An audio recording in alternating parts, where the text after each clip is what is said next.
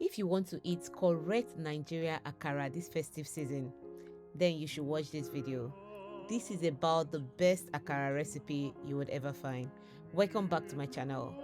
If you're stumbling on my channel for the very first time, this is Favors Flavors Kitchen. In this kitchen, we'll teach you how to prepare yummy recipe in a very quick way. You don't have to spend all day in the kitchen. If you like content like this, please do me well by hitting on the subscribe button and press your notification bell so you don't miss any of my upload. We're going to start with the beans. You have to learn how to clean your beans very well, and there is a quick way you can actually do that. First, soak your beans for some hours and then wash it just like I'm doing right now. You use your hand and just scrub it with your hand just the way I'm doing right now. Wash it and then you sieve it. When you sieve it, you're going to see the back of the beans pulling off, and this is one way to like wash your beans properly. It's quick, but I'm going to show you guys a quicker way to do that. You can see the back of the beans. So the next thing you can do is to put the beans in your processor.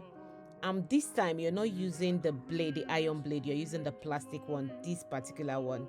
So put it in your processor if you have a processor though. Then you put it in there and then you put your beans inside the processor.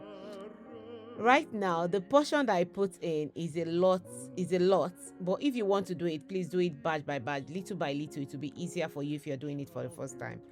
So you press the middle button and all it does, it just removes the skin of the beans. It removes the skin from the beans, if that makes sense. So you're going to see what came out after spinning it for just few minutes.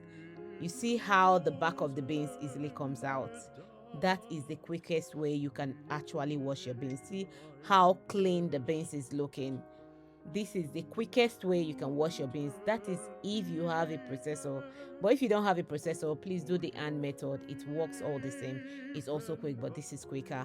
So put some onions in your beans and some pepper, Scotch bonnet. Depends on how spicy you like it, please. Just mind how spicy you like it. Yeah. So put it in the blender. Now you're going to blend.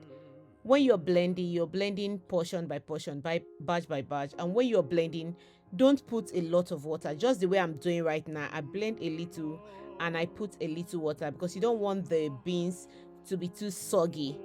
So that is the reason why you don't put too many water. You just put it batch by batch. So when it blends consistently, you see how smooth it is.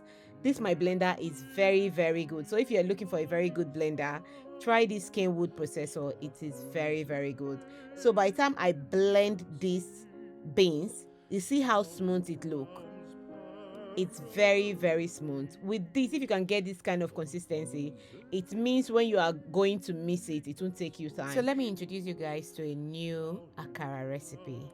This time we're adding some bay pepper and some ginger. This came out really, really nice. I bet you guys are going to like it. Please let me know in the comment section if you actually like it. So we're making two different akara, one without the ginger and bay pepper, and the second one is with the ginger and the bay pepper. If you try this recipe, please let me know in the comment section if you tried it and if you like it. Honestly, I believe you guys are going to love it. It came out really, really good. So allow that to blend very, very well, very smooth. You see how the consistency is. Please don't put too much water. So yeah, by the time I open it, you will see how it look. It's very, very smooth. So it means when you are washing it, it will take a little time for you to like mix it together and you're ready to fry your akara. That is the consistency we're looking at. Just look at my bowl and look at how smooth that looks. So now we have two portion of akara. This is the plain white one, your regular akara. So what I'm doing is I'm adding some salt into it and then you stir. You mix properly just like I'm doing right now, because the beans is properly blended, so you don't really need to do too much of stirring.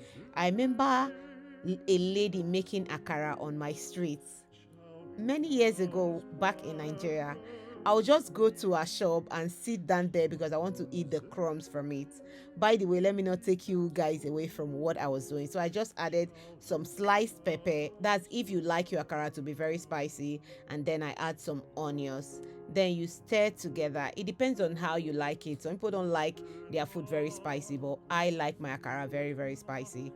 Put some oil in a dry frying pot. And one thing I know that that lady don't miss is putting onions in her oil when she's frying it. Seriously, the flavor will be different. It's very, very nice. So when you are done, just copy the way you want it. You want it big, you want it small, depends on how you want it. Just copy that way. But right now I'm using my big shopping spoon to scoop it, and that size is really decent enough. So after a little time, few minutes, turn the akara, just turn it so that it doesn't get burnt. I like my akara to be dark brown, but some people like it like light brown the way it is right now. If this is what you like, then just turn it once, and when the other side is properly cooked, and mind you, make sure your cooker is not on a very high heat. Put it on a medium heat so that it doesn't get burnt, because if you put it on a high heat, it will not cook inside and then it will get burnt. Remember back in Nigeria where they were making the akara, once the fire is getting too hot, you have to take the woods out of. If you are watching this video and you're watching from Nigeria, you know how we used to do it in Nigeria. You have to remove the wood so that you can reduce the heat that is coming out from the fire. So this is how I actually like my akara. I like it to be brown, and that's exactly what it is. Seriously, if you've been trying akara, try this easy method. Just like I said from the beginning, we in this kitchen we teach you how to prepare yummy recipe in a very quick way. You don't have to sleep in the kitchen. So this is what your akara should be looking like if you like your akara a little bit brownish. Seriously, you don't have excuse not to make akara in this festive period. Yes, make akara, and your visitors will thank you for this. Your spouse will thank you for it. This is the ginger akara. The next one I'm going to put right now is the one that actually mix bell pepper and ginger on. So you're going to see how different this look. So just the same method I used the first time. The only difference between these two akara is that one has ginger and bell pepper, which means the color is going to be slightly yellowish, while the plain white one, that will be kind of white, if you guys understand what I'm saying.